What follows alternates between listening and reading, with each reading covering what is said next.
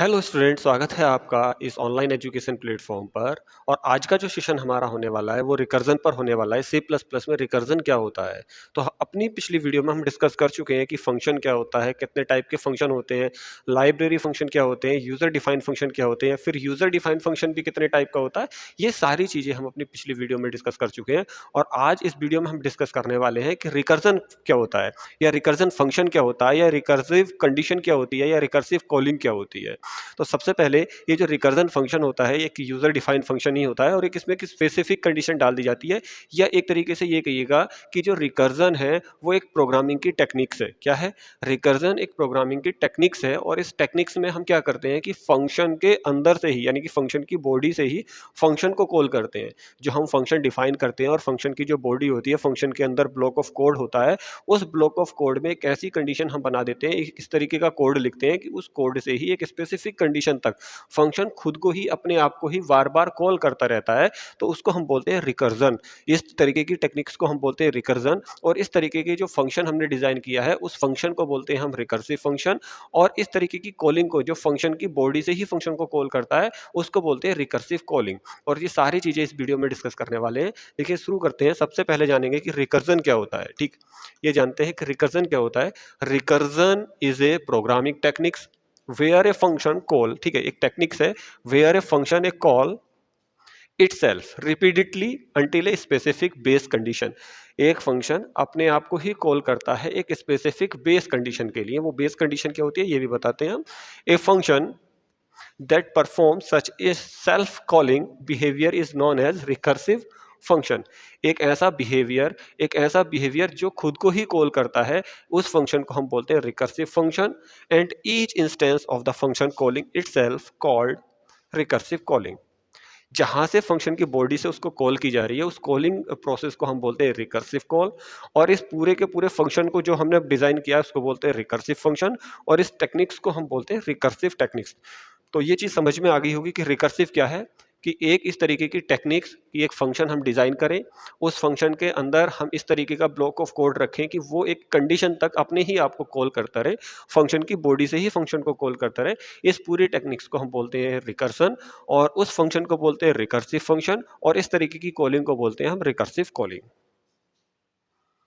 Recursion. अब देखिएगा किस तरीके से इसका ब्लॉक ऑफ कोड हम डिजाइन करते हैं। इसमें दो चीजें बहुत ध्यान से समझने की है। एक है रिकर्सिव केस और दूसरा है बेस कंडीशन। रिकर्सिव केस क्या होगा? Recursive case is the way in which the recursive call is present in the function. यानी कि वो जो कंडीशन में बता रहा हूं कि वो अपने आप को कॉल कर रहा है, ऐसा एक केस या ऐसा ब्लॉक ऑफ कोड आपका कहलाता है रिकर्सिव केस। एक कंडीशन डालते हैं इसके अंदर, base condition. The base condition is the condition that is use to terminate the recursion. वो कंडीशन हम इसलिए यूज करते हैं कि जो रिकर्सिव कॉलिंग बार बार होती जा रही है, वो उस कॉलिंग को, उस रिकर्सिव जो प्रोसेस है उसको टर्मिनेट कर सके।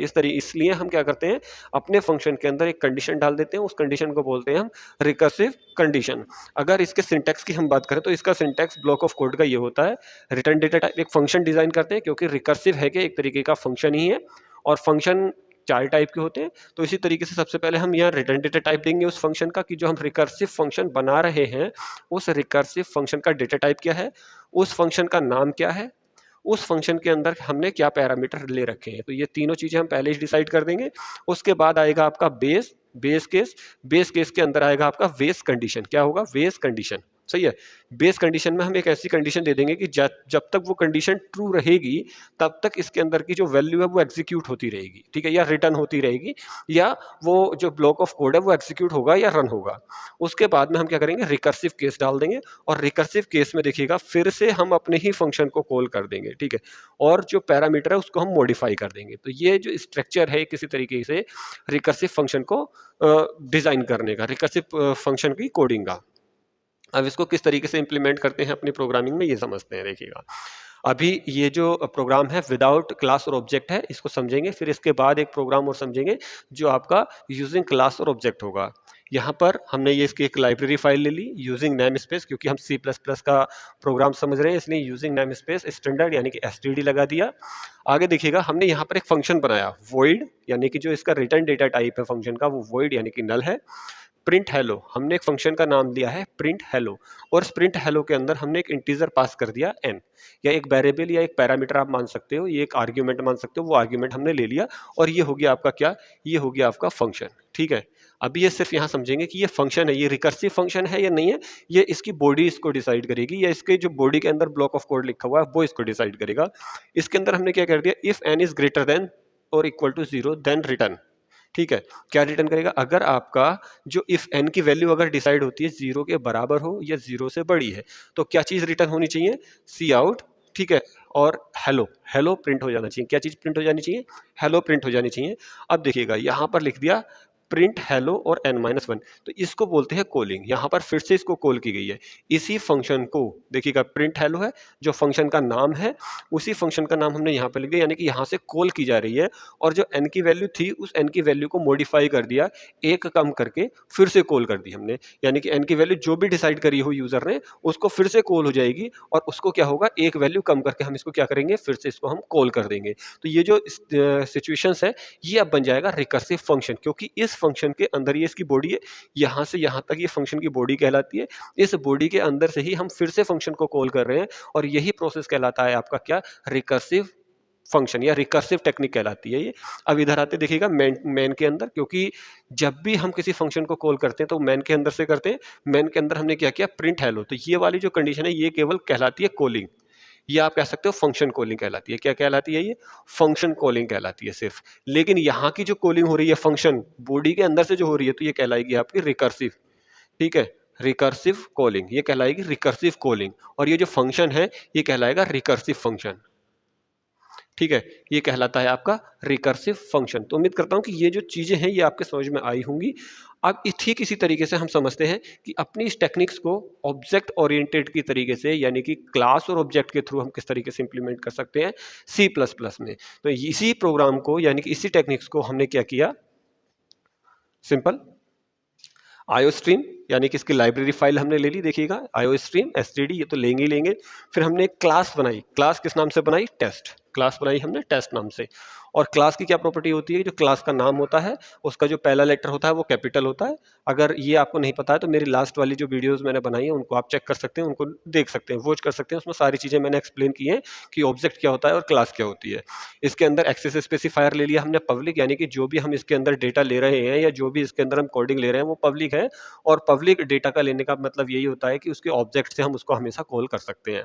इसी के अंदर मैंने क्या किया, एक फंक्शन जो अभी डिस्कस किया था वो फंक्शन का पूरा यहाँ पे डिफाइन कर दिया मैंने।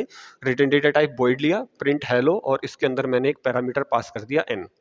वहीं if n is greater than equal to 1 then return क्या होना चाहिए, यहाँ पर हेलो रिटर्न होना चाहिए, और फिर से इसको हमने कॉलिंग कर दी किस नाम से, प्रिंट हेलो n-1। फंक्शन के अंदर से ही फंक्शन को कॉल की है, और जो पैरामीटर है उसको हमने मॉडिफाई कर दिया है, जो भी n की वैल्यू आ रही हो उस n की वैल्यू में से एक कम करके फिर से इसको कॉल हो जाए।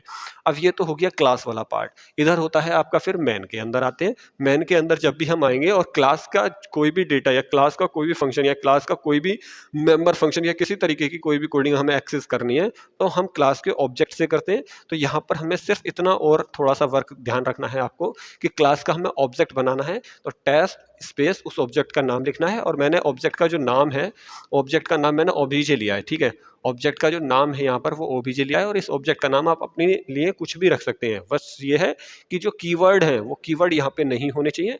उसके बाद ओबीजे डॉट प्रिंट हेलो, यानी कि हमें क्लास के अंदर का प्रिंट हेलो जो फंक्शन है उसको कॉल करना है, तो उसके लिए हमें क्या करना पड़ेगा, ऑब्जेक्ट डॉट प्रिंट, और इसके अंदर हमने एक आर्ग्यूमेंट दे दी, यानी कि ये जो वैल्यू है ये वैल्यू हो जाएगी इधर आकर के जो n की वैल्यू है। अब n की वैल्यू कितनी हो गई, 5 हो गई।